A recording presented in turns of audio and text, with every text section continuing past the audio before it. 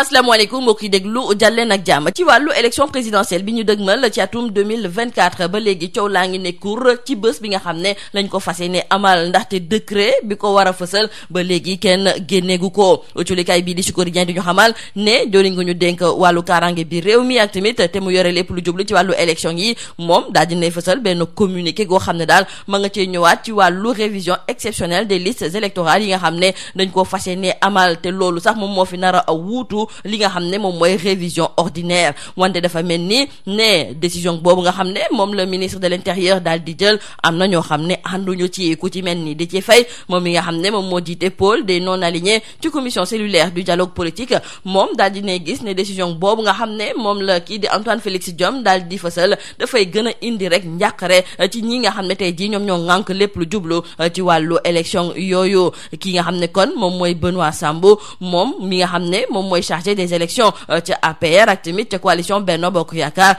moom daal gisul ne lii nga xam ne moom mooy décision bi ministre de l'intérieur daal di jël am na lenn loo xam ne nag dafay gàllankoor lu jublu ci wàllu élection yi rax ci dolli moom mu daal di xamle ne njiitu réew mi moom dong moom rek de moom moo mën a fësal décret bi nga xam ne dañ ciy wax ci ban bés la ñuy amalee élection présidentielle bi te fu mu nekk nii moom saa su ko neexee rek la koy daal di defee. Ababacar Fall ba léegi ci biir culikaay bii di Sud Quotidien moom it suñu naataango yi laaj nañ ko ngir mu daal di indi ay leeral jëmale ko nag ci wàllu révision exceptionnelle ak tamit révision ordinaire moom di Ababacar Fall daal di ci indi tontu ci biir culikaay bii di Sud Quotidien. tey jii di ñaari fan ci weeru février tey jii kon Mame Mbaye Niang ak Ousmane Sonko dinañu tase ci kanamu yoon. culikaay bi di l'évidence du ñu xamal ne procès bi nga xam ne daal moom moo nekk ci seen diggante procès boo xam ne dinañu ko jàppale dinañu ko bind ci taarix yi la ko waral moom mooy ne kii di Ousmane Sonko dina dem daal di wuyu ji ci kàddu yi nga xam ne moom la daal di fësaloon teg ko ci ndoddu ki nga xam ne de moom mooy Mame Mbaye Niang ndaxte ci mbirum Prodac la ko daal di tuumale ne def cee luubal ci lu tolloog 20 milliards ak juróom-ñeent ki nga xam ne kon moom mooy Mame Mbaye Niang ma ngay weddi tuuma yooyu loolu moom moo taxoon ba ñu yéeg ak wàcc ci kanamu yoon. autolikaay bi di Libération ne ñoom sax la leen wóor ba wóor moom mooy ne procès tey jii dañu koy dàq ba ci yeneen jamono wante nañu jàpp ne lu weesu diffamation bi nga xam ne kii di Mame Mbaye Niang ma ngi koy toppee ki nga xam ne de moom mooy Ousmane Sonko ministère public ñoom ña ngay joxoñ baaraamu tuuma ki nga xam ne moom mooy ki jiite Pastef ne dafa yëkkati ay kàddu yu teggunuwul daal di koy teg ci ndodd ki nga xam ne moom mooy Mame Mbaye Niang ba pare dafa sukkandiku ci ay këyit yoo xam ne dara nekku ci dëgg ngir jël tuuma yooyu teg ko ci ndoddam wante ñi nga xam ne de ñoom ñooy leader yu bokk ci biir Yewwi Askan Wi ñoom ña ngay xamle ne duñu nangu tey duñu nangu ëllëg ñuy xoxatal wala ñuy xoxoñal ki nga xam ne de moom mooy Ousmane Sonko ndaxte su fekkente ne kii di Macky Sall daf koo bëgg a fexeel bu boobaa na xam ne l'opposition bi yëpp ñooy taxaw tem daal di jàkkaarloo ak moom. leader yi bokk ci biir Yewwi Askan Wi démb kon ñu ngi doon daje ak taskatu xibaar yi ci likaay bi di 24 heures di ñëwaat ci kàddu yi nga xam ne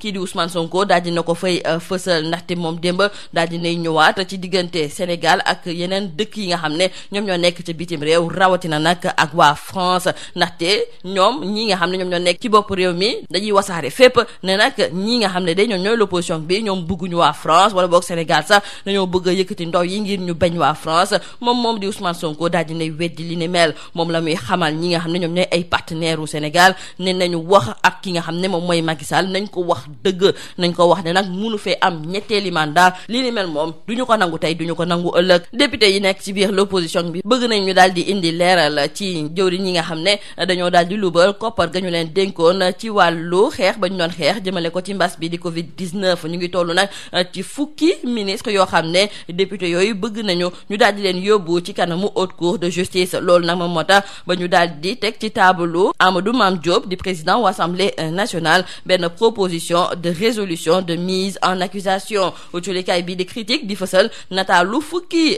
jëwriñ yi nga xam ne tey ji ñoom la ñuy toppee ne dañoo luubal koppar ya ñu leen joxoon ci wàllu xeex ga ñu doon xeex mbas bi di Covid-19 réew mi quotidien ci xalima ki nga xam ne moom mooy Assane Samb moom nee na amul benn yaakaar nee na seen proposition de résolution boobu dina wéy ndaxte la ñu gëm moom mooy ne assemblée nationale googu ñu ko déposé suñu moytuwulee de foofu rek lay yem. ci wàllu luwaas bi dafa mel ni nag ne xibaar bu neex am na ci ndaxte autolikaay bi di l'observateur moo ñuy xamal ne conseil constitutionnel démb daal dinay jox njiitu réewum Sénégal di Macky Sall ngir mu mën a fësal ab décret ngir ñu wàññi li nga xam ne de moom mooy luwaas bi te li ni mel moom gouvernement bi dina ci taxaw teem. ginnaaw sommet bi ñu fi ameloon ngir wàllu souveraineté alimentaire maanaam fexe daal ba Afrique lépp lu ñu fiy bayee ñu war cee mën a dundee ba mën a dundal sax ñi nga xam ne ñoom ñoo nekk ci yeneen continent. Dina amaat beneen sommet boo xam ne dañu koy nemmeeku fii ci biir Sénégal. Julikaay bi di laas mi ngi ñuy xamal ne dinañu fi amal sommet sur le financement du développement des infrastructures en Afrique. Dina am ci lu tollook ñeenti njiit yoo xam ne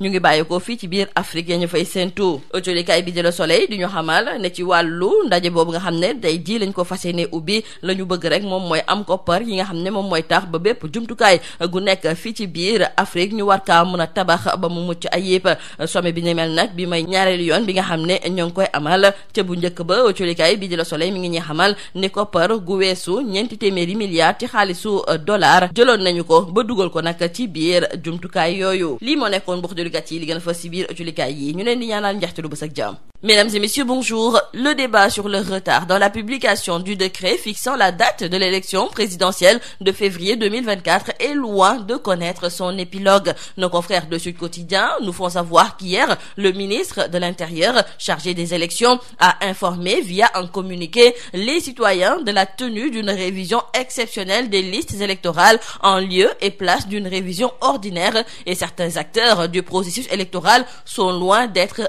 rassurés. C'est le cas de Déthié Faye, c'est le coordonnateur du pôle des non-alignés à la commission cellulaire du dialogue politique. Ce dernier, nous disent nos confrères du journal Sud Quotidien, se démarque de cette décision qui, selon lui, est de nature à renforcer le déficit de confiance entre les acteurs. Pour sa part, Benoît Sambou, en charge des élections à l'APR et aussi de la coalition Benno Bokk Yakaar, lui, il estime qu'au sujet de l'option de la révision exceptionnelle des listes prises par le gouvernement, qu'il n'y a pas lieu de s'inquiéter. Toutefois, il a tenu à préciser que le président n'est lié par aucun délai concernant le décret sur la date de la présidentielle. Et maintenant, il faut retenir avec Ababacar Fall, expert électoral, que ce qui différencie la révision ordinaire des listes électorales de la révision exceptionnelle, c'est d'abord la durée. Et pour la révision ordinaire, les délais ainsi que les modalités d'organisation sont définis dans le code électoral qui précise qu'elle se déroule du 1er février au 31 juillet inclus. Et pour la révision exceptionnelle, c'est le décret qui l'institue qui en précise les conditions et la durée qui peut varier de 15 jours à 2 mois et qui précise également la durée de la période contentieuse. Et si pour la révision ordinaire, il y a des délais très précis dans le cadre d'une révision exceptionnelle, c'est le gouvernement qui fixe les délais en tenant compte de ces contraintes de délais légaux eu égard aux différentes tâches électorales. Ce jeudi 2 février, c'est jour de procès pour Ousmane Sonko et Mame Mbaye Niang. Et oui, selon nos confrères du journal L'Évidence, Mame Mbaye Niang et Ousmane Sonko feront face à la justice ce jeudi, une date qui sera aussi gravée dans les annales. Et pour cause, le maire de Ziguinchor a révélé que l'ancien ministre de la Jeunesse avait détourné 29 milliards de francs CFA du Prodac, chose qu'il a d'ailleurs dénoncée dans ses sorties médiatiques. Et pour laver son honneur, Mame Mbaye Niang monte au créneau et met au défi le maire de Ziguinchor de sortir les preuves du rapport de l'IGE qu'il a épinglé et qu'il dit détenir, d'où sa plainte devant les tribunaux. Le procès se tiendra donc ce jeudi 2 février. Mais retenons avec nos confrères du journal Libération que l'audience risque d'être reportée. En tout cas, au-delà de la présumée diffamation, le ministère public accuse le leader de PASTEF d'injures contre Mame Mbaye Niang, mais aussi de faux et usage de faux dans un document administratif. Et retenons enfin avec nos confrères du journal Libération que les leaders de Yewwi Askan Wi font bloc autour d'Ousmane Sonko et selon eux, si ce dernier est réduit à sa plus simple expression, il n'y aura plus d'opposition au Sénégal. Ces leaders se sont prononcés hier lors d'une conférence de presse et dans le journal 24 heures, nos confrères nous rapportent les propos de Ousmane Sonko qui était en charge de se prononcer sur la coopération internationale. Et Ousmane Sonko a tenu à dire à ses partenaires du Sénégal de tenir un langage de vérité à Macky Sall. Il faut qu'il sache qu'il ne peut pas avoir un 3e mandat au Sénégal. En plus, le Sénégal, ce n'est pas la Côte d'Ivoire. Le Sénégal ne l'acceptera jamais. Les députés de l'opposition ont introduit une proposition de résolution de mise en accusation de 10 ministres devant la Haute Cour de justice. L'information figure dans le journal Enquête et dans le journal Critique. Nos confrères nous parlent également de cette traque des fonds mal acquis sur la Covid-19 avec 10 ministres de Macky Sall qui sont dépistés positifs. Cependant, notre confrère Hassan Samb, directeur de publication du journal Rewmi Quotidien, n'est pas optimiste concernant l'aboutissement de cette proposition de résolution de mise en accusation de ces ministres. Pour Hassan ensemble, l'Assemblée nationale pourrait constituer un sérieux obstacle. Le Conseil constitutionnel a finalement donné carte blanche au président Macky Sall pour procéder à la baisse des prix du loyer. Ce sont nos confrères du journal L'Observateur qui nous le font savoir. Cette décision, selon nos confrères, était très attendue et c'est finalement arrivé. Et maintenant, le gouvernement va pouvoir procéder dans l'immédiat à la baisse du prix des loyers. Après le sommet de Dakar sur la souveraineté alimentaire, Dakar abrite un autre sommet sur le financement du développement des infrastructures en Afrique. Au moins 4 chefs d'État sont attendus au Sénégal, nous précisent nos confrères du quotidien L'As. Pour nos confrères du quotidien Le Soleil, l'Afrique se cherche une nouvelle voie concernant le financement des infrastructures et le président Paul Kagame prendra part à cet événement aux côtés du président Macky Sall. Et depuis le premier sommet, plus de 400 milliards de dollars ont été investis dans les infrastructures en Afrique. C'est tout à vos journaux et très bonne lecture.